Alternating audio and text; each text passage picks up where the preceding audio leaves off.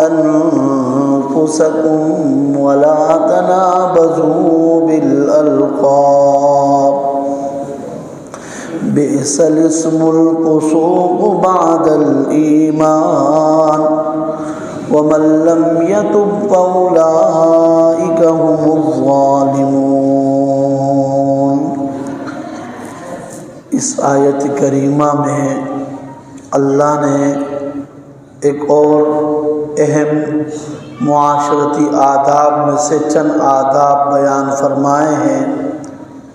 سب سے پہلا معاشرتی ادب اللہ نے یہ بیان کیا، فرمایا یا ایھا الذین آمنوا، اے ایمان والو، تمہارے ایمان کا تقاضا یہ ہے کہ لا یسخر قوم من قوم عسى ان يكونوا خيرا منهم۔ کوئی قوم دوسرے قوم کا مذاق نہ اڑائے، یعنی مرد مردوں پر نہ ہنسے۔ ممکن ہے کہ عسى ان يكونوا خيرا منهم، کچھ ممکن ایسا نہیں ہے، ایسا بھی ممکن ہو سکتا ہے کہ جو لوگ دوسروں پر ہنس رہے ہو تو جن کا مذاق اڑایا جا رہا ہے، ممکن ہے کہ وہ اللہ کے نزدیک تم سے بہتر ہو۔ جو ہنسنے والے ہیں اور جن کا مذاق اڑایا جا رہا ہے، ہو سکتا ہے کہ جس کا مذاق اڑایا جا رہا ہے وہ اللہ رب العزت کے نزدیک ان لوگوں سے بہتر ہو کہ جو مذاق اڑا رہے ہیں۔ اور فرمایا ولا نساء من نساء عسى ان يكن خيرا منهن، اور عورتوں کا مذاق نہ اڑائے، مرد مردوں کا مذاق نہ اڑائے اور عورتوں کا مذاق نہ اڑائے۔ ممکن ہے جن کا مذاق اڑایا جا رہا ہو وہ عورتیں اللہ رب العزت کے نزدیک بہت بہتر ہو، ہنسنے والیوں سے، مذاق اڑانے والیوں سے وہ اللہ رب العزت کے نزدیک بہتر ہو۔ تو آیت میں اللہ رب العزت نے فرمایا کہ ایک دوسرے کا مذاق نہ اڑاؤ۔ پہلے ہمیں یہ سمجھنا چاہیے کہ مذاق اڑانے کا معنی کیا ہے، جس سے اللہ نے منع کیا ہے۔ مطلب یہ ہے کہ جس سے دوسرے کی دل آزاری ہوتی ہو، ایسا مذاق جس سے دوسرے مسلمان کی دل آزاری ہوتی ہو حرام ہے، شریعت کے اندر ممنوع ہے۔ ایک دوسرے کا ایسا مذاق اڑا دینا جس سے دوسرے کی دل آزاری ہو، خواہ وہ اشارے کے ذریعے سے ہو، خواہ وہ گفتگو کے ذریعے سے ہو، خواہ وہ نام کو بگاڑ کر ہو، کسی بھی طریقے سے ہو، یہ شریعت کے اندر حرام ہے۔ صرف یہ نہیں ہے کہ الفاظ سے، اشارات کے ذریعے سے بھی حرام ہے، اشاروں کے ذریعے سے بھی حرام ہے۔ ایک دفعہ نبی اکرم صلی اللہ علیہ وسلم کے سامنے حضرت صفیہ رضی اللہ تعالی عنہ جو آپ کی بیوی تھی، تو اللہ کے نبی صلی اللہ علیہ وسلم کے سامنے حضرت عائشہ نے ان کے متعلق ایک اشارہ کیا، فرمایا وہ تو ایسی ہے ایسی ہے، مطلب قد کے اعتبار سے چھوٹی ہے۔ نبی پاک صلی اللہ علیہ وسلم نے فرمایا عائشہ تم نے ایسی بات کر دی، اگر اس کو میٹھے سمندر میں ڈال دیا جائے نا تو سارا سمندر بھی کڑوا ہو جائے۔ اشارے کے ذریعے سے بھی ایسا نہیں کرنا ہے۔ لیکن صحابہ اکرام پر قربان جاؤں، جب بھی ان کے سامنے کوئی اسلامی حکم آ جاتا پھر پوری زندگی اس کو اپنی زندگی میں لاتے ہیں۔ ہم تو سنتے ہیں ایک کان سے دوسرے سے نکال دیتے ہیں، وہ ایسا نہیں کرتے تھے۔ تو اشارات کے ذریعے سے ہو یا الفاظ کے ذریعے سے ہو، گفتگو کے ذریعے سے ہو، کوئی کسی کا مذاق نہ اڑائے، ایسا مذاق کہ جس سے دوسرے کی دل آزاری ہو رہی ہو۔ اور دوسری چیز ہے مزاح ایسا ہے کہ جیسے کہ خوش طبعی کے لیے کچھ باتیں ایسی کر دینا کہ دوسرے مسلمان اس خوش طبع ہو جائے اور ان کو جو ہے نا ایک قسم کی خوشی حاصل ہو جائے اور اس میں کسی کی دل آزاری بھی نہ ہو وہ سچائی پر مبنی ہو تو ایسا مزاح کرنا اسلام میں جائز ہے۔ ایسا مزاح کرنا کہ جو سچائی پر مبنی ہو، جھوٹ پر نہ ہو، مفت میں لطیفے نہ بنائے، ٹھیک ہے نا، سچائی پر بھی مبنی ہو، اور نمبر 2 اس میں کسی کی دل آزاری بھی نہ ہو، تو ایسا مزاح کرنا اسلام میں کیا ہے؟ جائز ہے۔ خود سرکار دو عالم صلی اللہ علیہ وسلم اپنے صحابہ سے خوش طبعی کیا کرتے تھے۔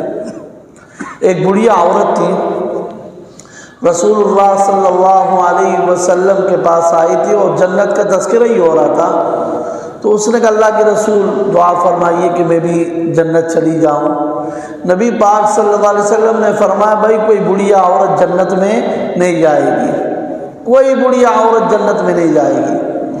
اس نے کہا اللہ کے رسول میں تو نمازیں بھی پڑھتی ہوں، قرآن بھی پڑھتی ہوں، روزے بھی رکھتی ہوں۔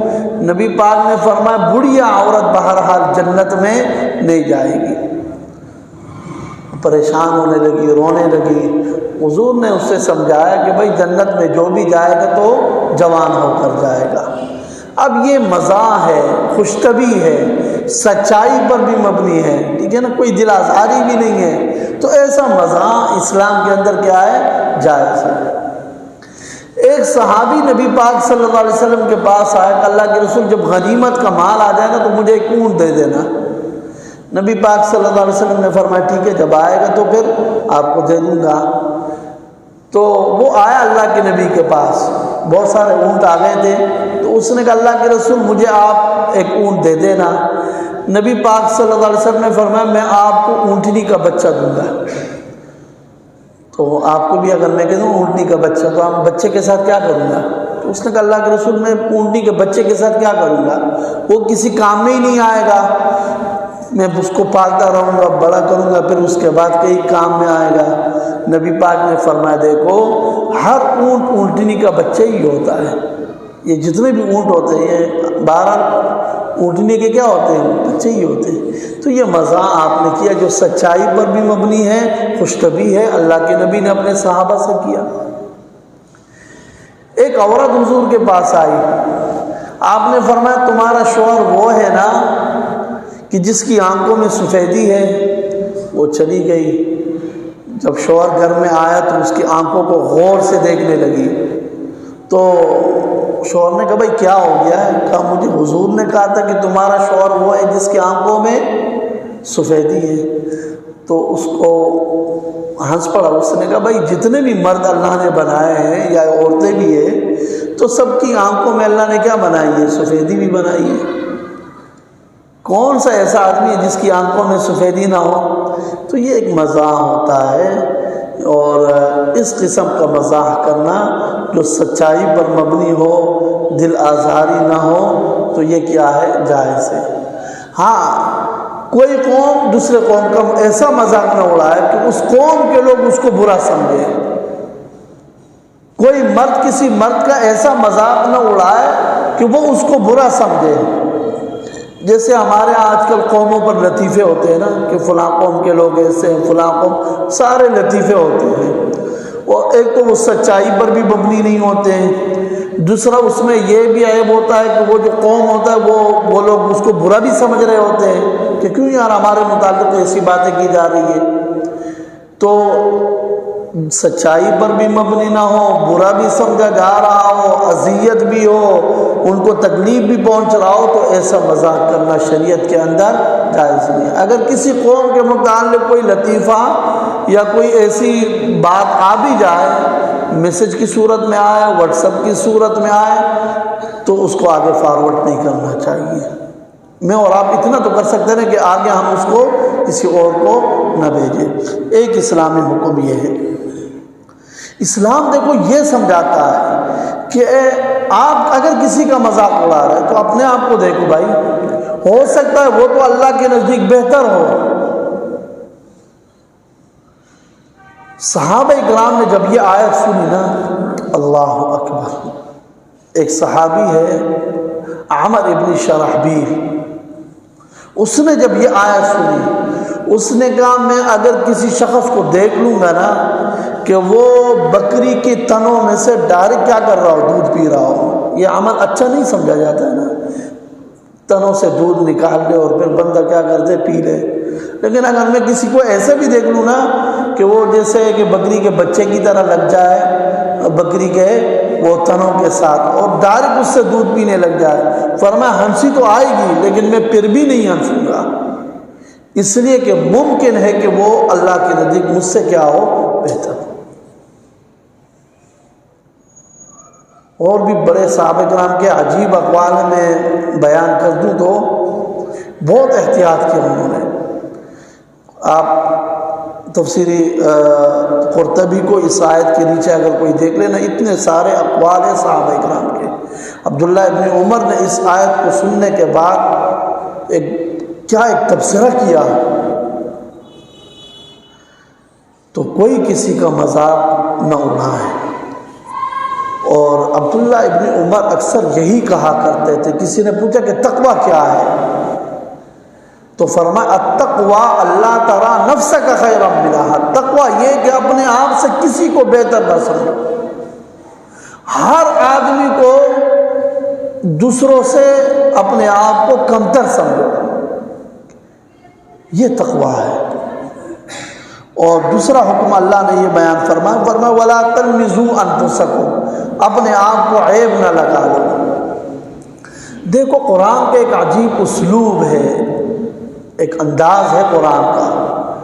اللہ نے فرمایا اپنے آپ کو عیب نہ لگا لو.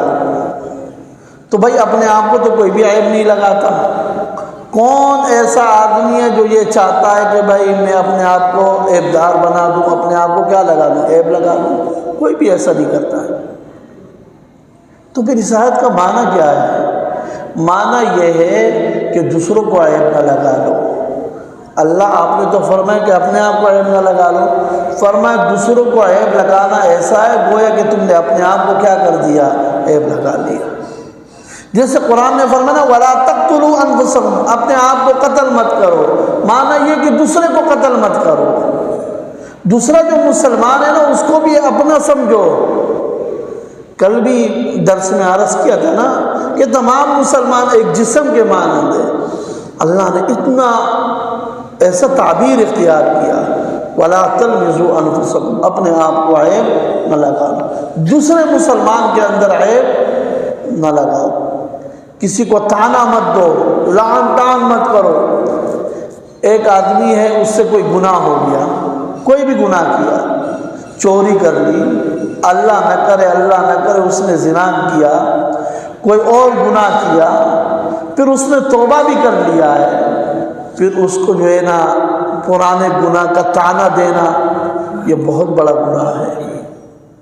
حدیث میں آتا ہے نبی پاک صلی اللہ علیہ وسلم نے فرمایا کہ ایک ایسا گناہ جس سے بندہ توبہ کر لے پھر کوئی اس کو وہی گناہ یاد دلائے، اسے عار دلائے، اسے طعنہ دے، جب تک یہ عار دلانے والا، طعنہ دلانے والا اس گناہ کے اندر خود مبتلا نہیں ہوگا تب تک اللہ رب العزت اسے موت نہیں دے گا.